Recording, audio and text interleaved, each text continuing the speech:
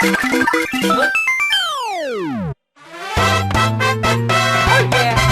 time. Hello people, I hope you guys are doing great and here is a nice scanner series coming up for you guys. लेकिन ये scanner series देखने के पहले आप लोगों को कुछ बहुत इंपॉर्टेंट 7-8 पॉइंट्स है जो पता होने चाहिए, जिसके लिए मैं यहां पर आपसे मिलने के लिए आया हूं.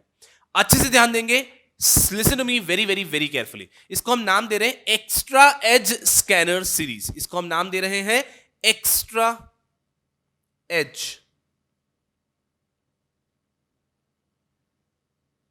सीरीज फॉर सिक्योरिटीज लॉ, जिसको हम आसान भाषा में कह सकते हैं स्कैनर सीरीज. बिल्कुल सही है. तो ये एक एक्स्ट्रा एज सीरीज है सिक्योरिटीज लॉ की. आप सब बच्चों को ये सारा जो इंस्ट्रक्शन नोट आ रहा है उसको बहुत अच्छे से सुन लेना है और इसको ध्यान में रखते हुए पूरी स्कैनर सीरीज को देखना है. चलिए, सबसे पहली चीज, क्या सर ये स्कैनर सीरीज देखते समय हमारे पास स्कैनर की हार्ड कॉपी होने की आवश्यकता है क्या? The answer to that is no. आप चाहें तो अपने स्कैनर की कॉपी अपने पास रख सकते हैं और किसी व्यक्ति के पास स्कैनर की कॉपी नहीं भी है तो भी वो मस्ती से स्कैनर सीरीज देख सकता है. मैं यूज करने वाला हूं स्वच्छता प्रकाशन के स्कैनर. स्वच्छता प्रकाशन का स्कैनर मैं यूज करने वाला हूं. तो कोई व्यक्ति अगर चाहता ही है तो स्वच्छता प्रकाशन का स्कैनर यूज कर सकता है मेरे साथ में, तो उसके लिए ईज हो जाएगा. स्वच्छता प्रकाशन के आपका एक तो हार्ड कॉपी स्कैनर आता है, साथ में सॉफ्ट कॉपी स्कैनर भी आता है. तो मैं यहां पे जैसे कि सॉफ्ट कॉपी स्कैनर यूज करूंगा, तो आप कोई व्यक्ति ऐसा है जिसके लिए भी जाके हार्ड कॉपी लेना संभव नहीं है, तो वो चाहे तो स्वच्छता प्रकाशन की वेबसाइट पे जाके उनका सॉफ्ट कॉपी स्कैनर ले सकता है, जिससे कि आप बच्चे अपने मोबाइल पे या अपने लैपटॉप पे उसको एक्सेस कर पाएंगे. लेकिन अगेन, अगर आपके पास नहीं भी है तो कोई चिंता की बात नहीं है. मैं यहां पे जब डिस्कस करूंगा you will get a fair idea. I am just telling you so that अगर आप लेना चाहते हैं तो आप ले पाएंगे. Thumbs up. First point. दूसरा पॉइंट यार, जब ये स्कैनर सीरीज डिस्कस करूंगा इसमें मैं लेटेस्ट अटेम्प्ट के क्वेश्चंस डिस्कस नहीं करूंगा. ठीक है बेटा जी?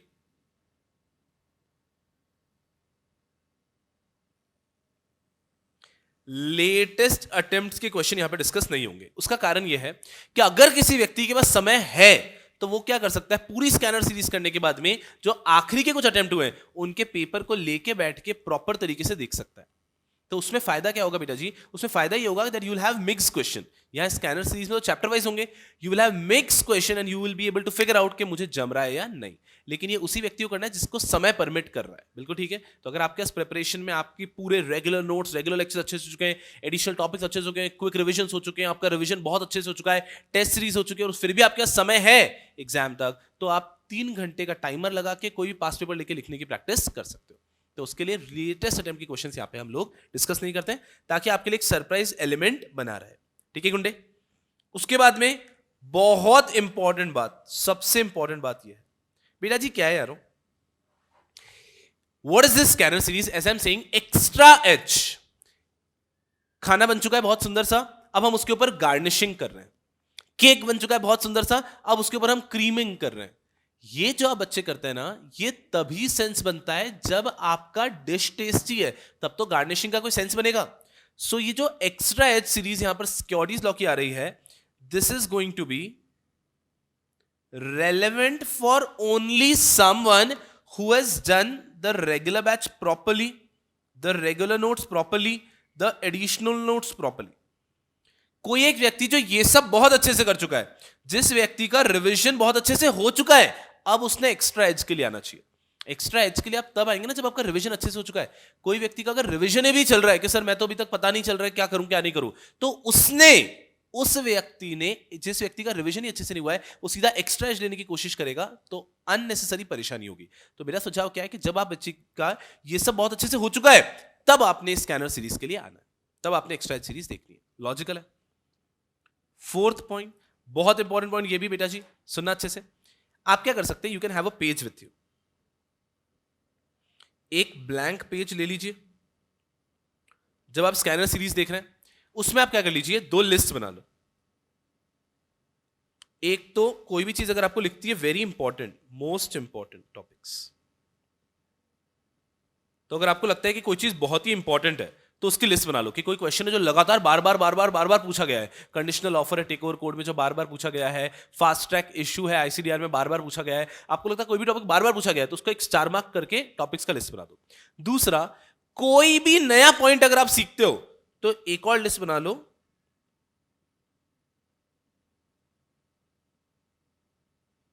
New things learn.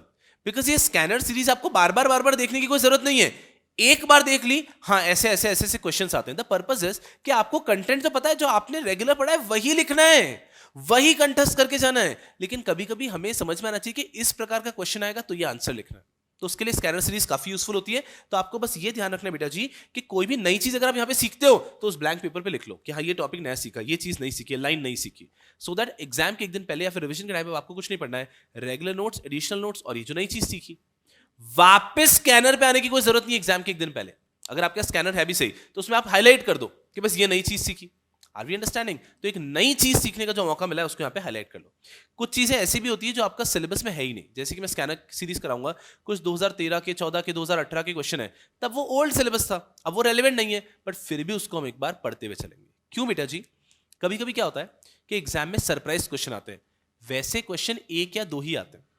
Scanner series का एक पर्पस है कि एग्जाम में जो सरप्राइज क्वेश्चंस आते हैं वो भी आप हैंडल कर पाए। तो कोई नई चीज भी सीखिए तो उसको अच्छे से लिख के रख लेंगे, बस सिंपल है। चल, उसके बाद में गुंडे, हाँ कुछ लोग होंगे जो स्कैनर सीरीज के बाद फूल जाएंगे, कुछ लोग होंगे जो स्कैनर सीरीज के बाद सुकड़ जाएंगे। तो बेटा जी डरने का नहीं, चूंकि ये वीडियोस YouTube पे भी रहेंगे तो हो सकता है कोई स्टूडेंट जो हमसे नहीं भी पढ़ा है, रेगुलर बैच मुझसे नहीं पढ़ा, सीधा स्कैनर सीरीज देखना है। एक बात को अच्छे से समझ लेना कि ना तो स्कैनर सीरीज देख के आपको ओवर कॉन्फिडेंट होना है, ना ही स्कैनर सीरीज देख के आपको अंडर कॉन्फिडेंट होना है। ये चीज ध्यान रखो, कोई भी चीज यूट्यूब पे डालना काफी डेंजरस हो जाता है कभी कभी, तो ध्यान रखना है आपको ना तो ओवर कॉन्फिडेंट होना है। क्या बच्चे को लग रहा है ये सब तो पढ़ा हुआ है, सब आता है, मस्ती से मचा देंगे, आपको ऐसा ओवर कॉन्फिडेंट भी नहीं हो रहा। कोई बच्चा है जो डायरेक्टली मुझसे यूट्यूब से ही जुड़ा है, उस व्यक्ति को ना तो ये स्कैनर सीरीज देख के अंडर कॉन्फिडेंट होना है, तो ना तो ओवर कॉन्फिडेंट होता है, ना अंडर कॉन्फिडेंट होना है। आपको बस ये समझना है कि हमने थोड़ा और कुछ नया सीखा, तभी तो उसको एक्स्ट्रा एज कह रहे हैं। आपको पूरा फोकस अपने रेगुलर नोट्स, अपने एडिशनल नोट्स, अपने कंटेंट पे करना है, वो करके जाओगे एग्जाम में मचा के आओगे। ये तो एक्स्ट्रा एज है, राइट? चल, जब हम देखते हैं ना, जैसे कि मैंने पहले बताया कि हमारी पिछले कुछ अटेम्प्ट में एक बच्ची थी मान्या श्रीवास्तव, EIR1, जबरदस्त। उसके बाद में एक बच्ची थी पिछले अटेम्प्ट में who scored 94 in securities law. तो ये बच्चे वो नहीं थे कि जो बच्चे एकदम ही तूफान, एकदम ऐसा कि मतलब सर एकदम सब कुछ जबरदस्त आता है।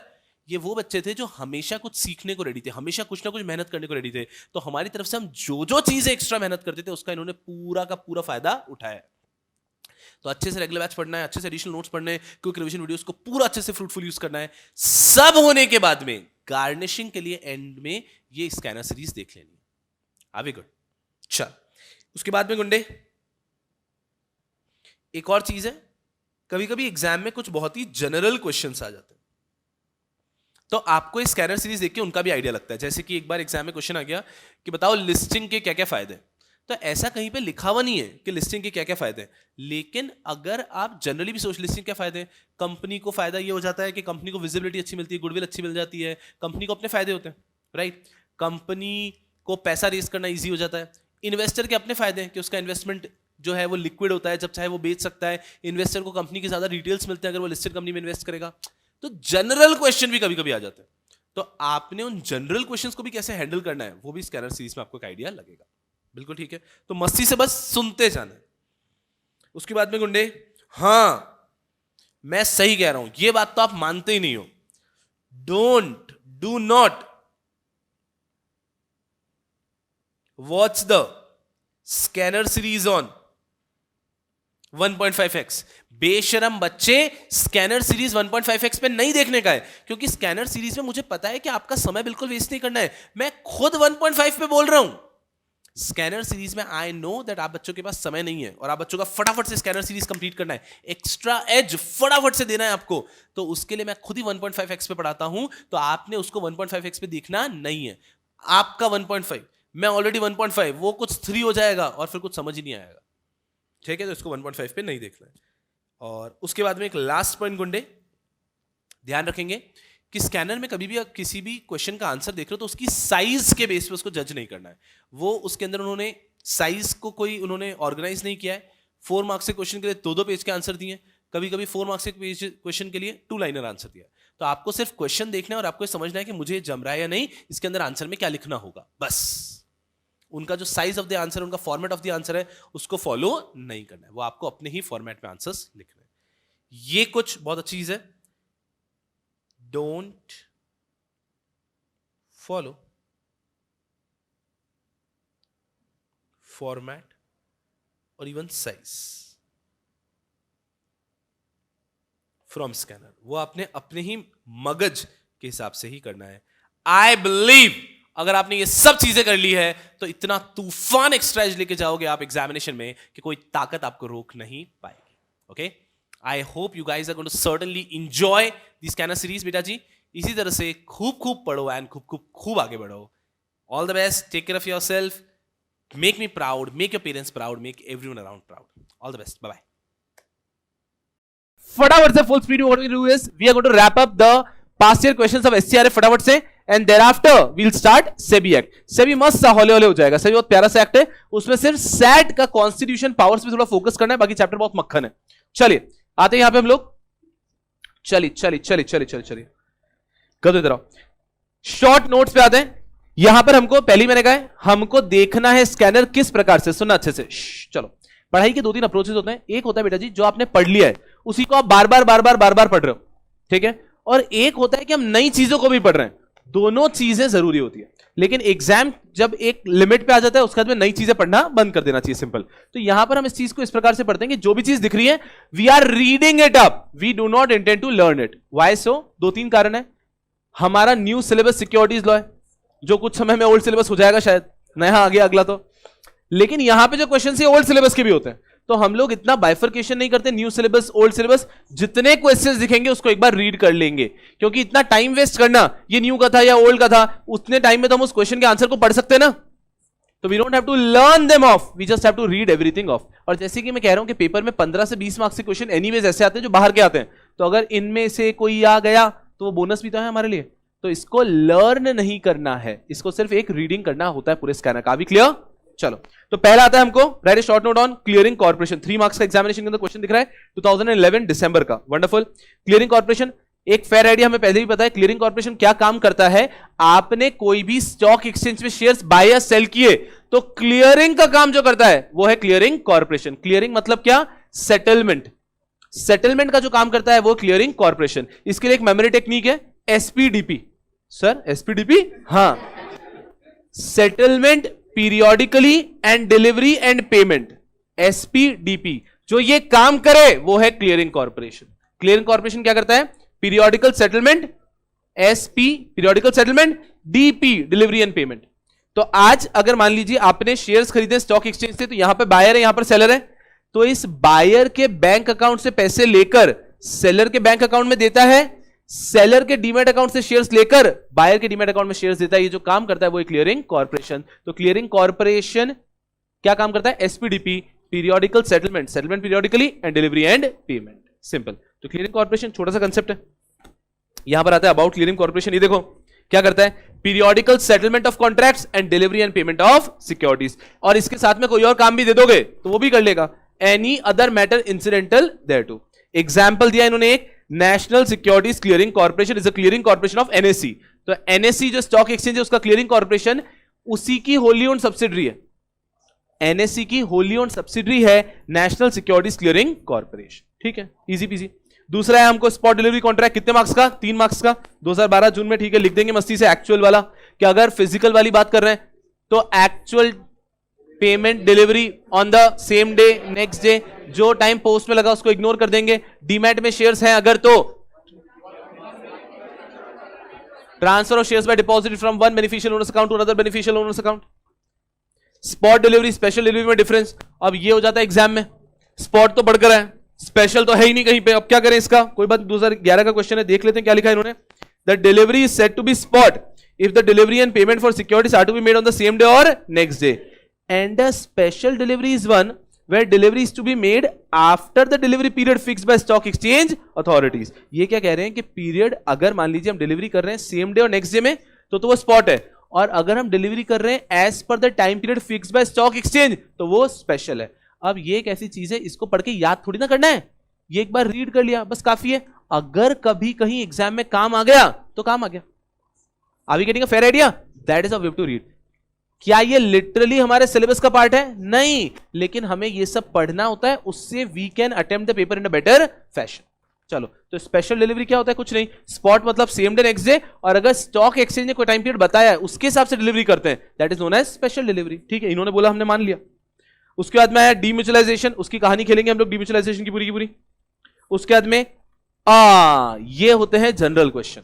देखो, कभी कभी पेपर में ऐसे एक या दो क्वेश्चन ऐसे भी जनरल आ जाते हैं, stock exchanges are virtually the nerve centre of the capital market. अब क्या करो इसका? कुछ नहीं, कहीं कहीं कुछ है ही नहीं है, ऐसा कोई टॉपिक नहीं होता। यहां पे आपको स्टॉक एक्सचेंज के बारे में जनरल ज्ञान देना होता है, सिंपल। तो एग्जाम में ऐसे क्वेश्चन आते हैं, यहां पे there is nothing like a wrong answer, but I will tell you who will not get marks. Who will not get marks? The one who does not attempt it.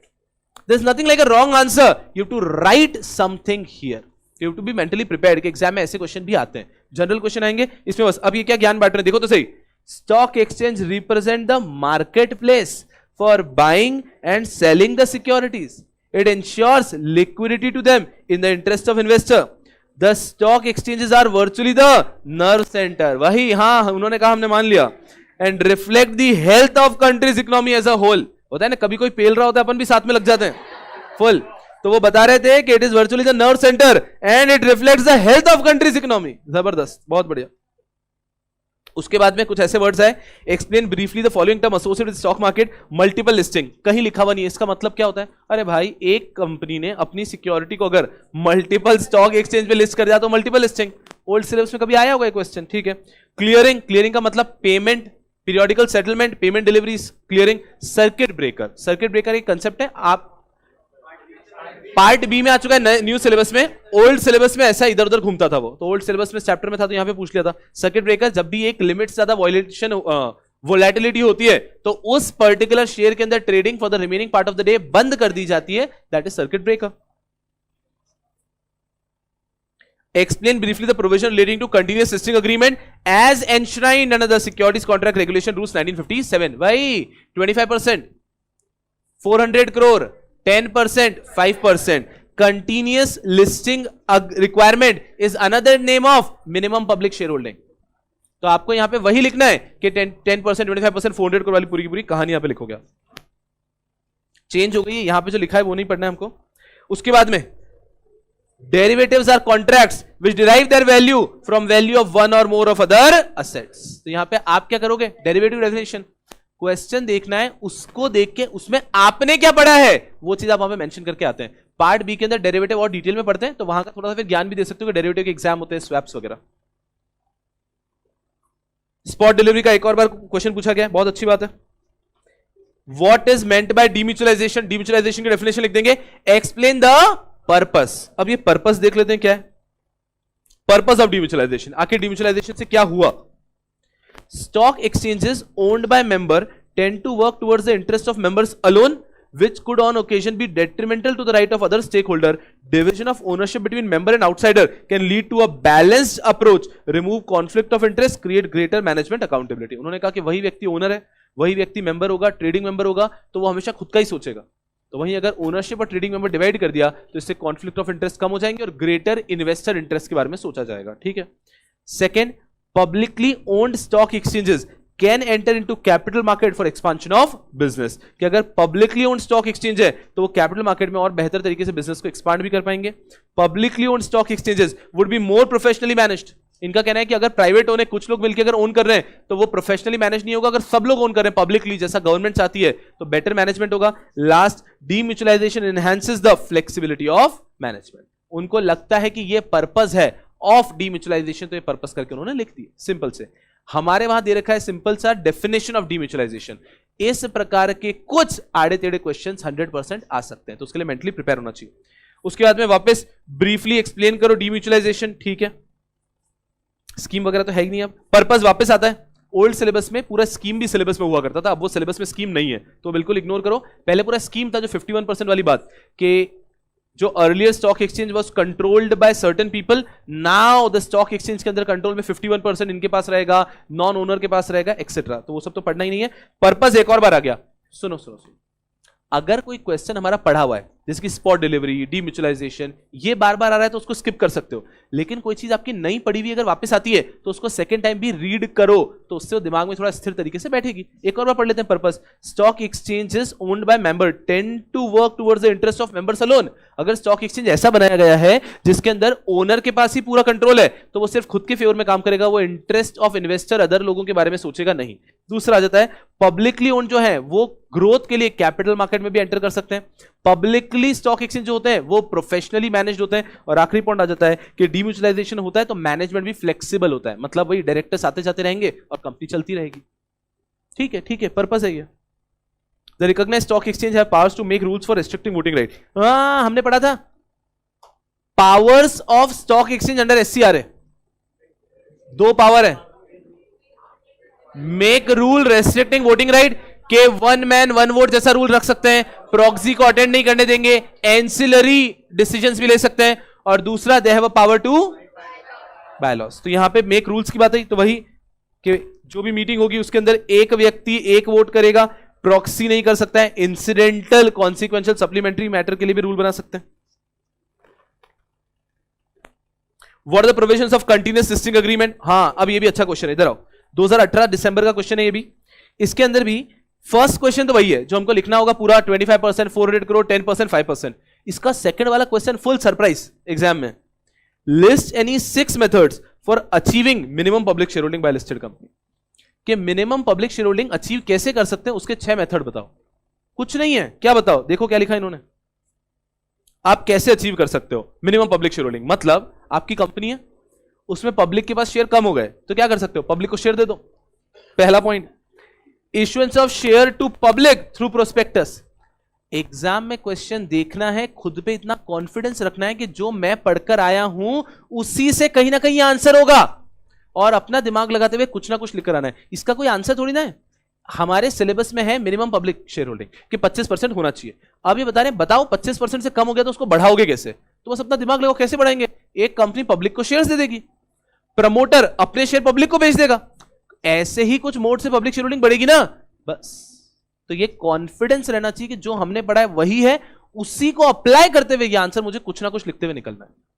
और इसमें भी there is nothing like a perfect answer, आपने जो लिख दिया वो सही होने वाला है, बिकॉज उसका मॉडल आंसर तो है ही नहीं ना।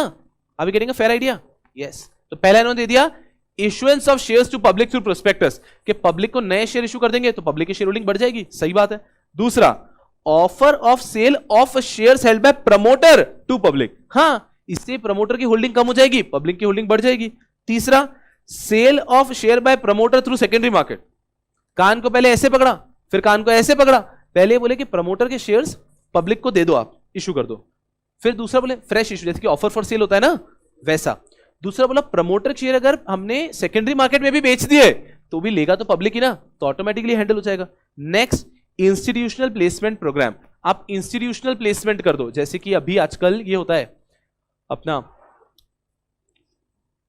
आप लोग जैसे कि पहले हुआ करता था 3 प्लेटफॉर्म हुआ करते थे, मेन बोर्ड, एसएमई और इंस्टीट्यूशनल प्लेटफॉर्म।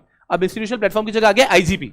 तो इसके अंदर आप सिंपल है समझो, ये बात कर रहे हैं प्रेफरेंशियल इशू की, क्या प्रेफरेंशियल इशू कर दो इंस्टीट्यूशनल प्लेसमेंट के अंदर to selected institutions, qualified institutional placement की तरह। उसके बाद में राइट इशू कर दो पब्लिक शेयर होल्डर को, बोनस इशू कर दो पब्लिक शेयर होल्डर को, sale of shares held by promoter group up to 2% of total paid up equity share capital of the listed company in open market subject to conditions. मतलब ये कि promoter के कुछ shares को वापस public को बेच दो। Allotment of eligible securities through qualified institutional placement.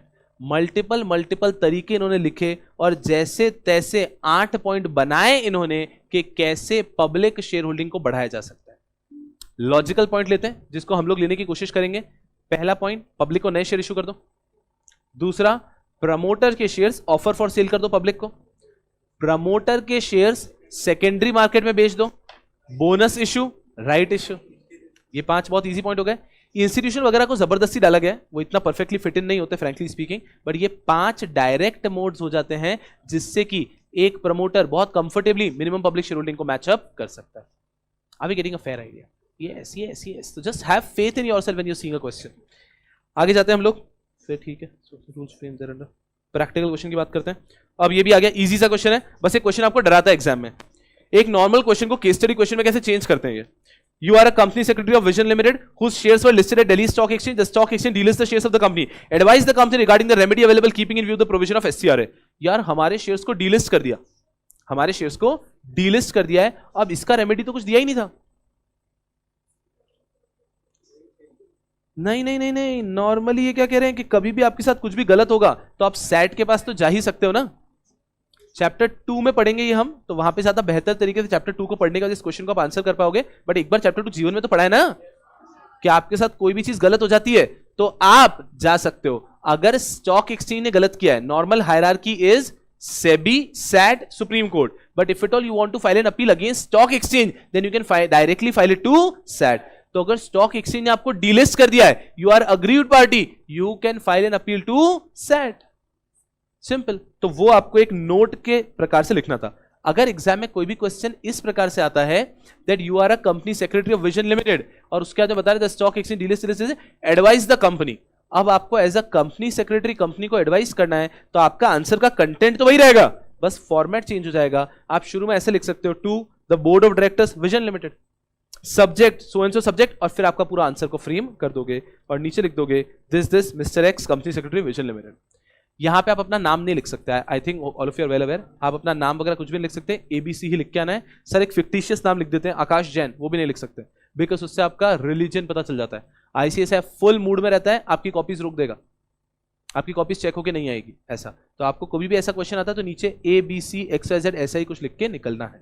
चल क्वेश्चन इजी था. उसके बाद में Bombay stock exchange has suspended trading in the shares of XYZ limited for violating conditions of listing agreement. The company is now complied with the listing regulation required by referring to the SEBI circular.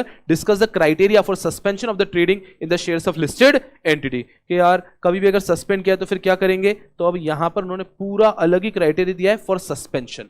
Sir ये सब तो criteria हमने कहीं पढ़ा ही नहीं है. नहीं है तो यहां पर एक बार उसको रीड कर रहे हैं. क्या लिखा है. SEBI through its circular dated May 3, 2018 prescribes the criteria for suspension of trading in shares of the listed entity which are as follows. इन सब कारणों से आपके शेयर्स को सस्पेंड कर सकते हैं. इन सब कारणों से आपके शेयर्स को सस्पेंड कर सकते हैं. क्या कारण है. पहला, board composition including appoint of women director for 2 consecutive quarters. ये आपने फेल कर दिया. फॉर एग्जांपल आपके बोर्ड के अंदर आपको वुमेन डायरेक्टर को अपॉइंट करना था और 2 क्वार्टर अगर आपने अपॉइंट नहीं किया है. Further, failure for constitution of audit committee, 2 quarter तक ऑडिट कमिटी नहीं बनाई है. Submission of corporate governance report, 2 quarter तक कॉर्पोरेट गवर्नेंस की रिपोर्ट सबमिट नहीं किया आपने. शेयर होल्डिंग पैटर्न 2 क्वार्टर तक सबमिट नहीं किया है. फाइनेंशियल रिजल्ट 2 क्वार्टर तक सबमिट नहीं किया है. एनुअल रिपोर्ट आपने 2 फाइनेंशियल ईयर तक सबमिट नहीं किए.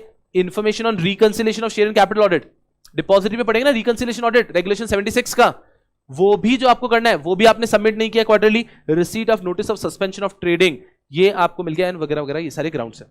अब सुनो, अब हमें क्या लगता है यार जबरदस्ती एक नया कंटेंट पढ़ना पड़ गया. अरे गधों, ये सब पॉइंट कहीं ना कहीं आपने ऑलरेडी पढ़े थे.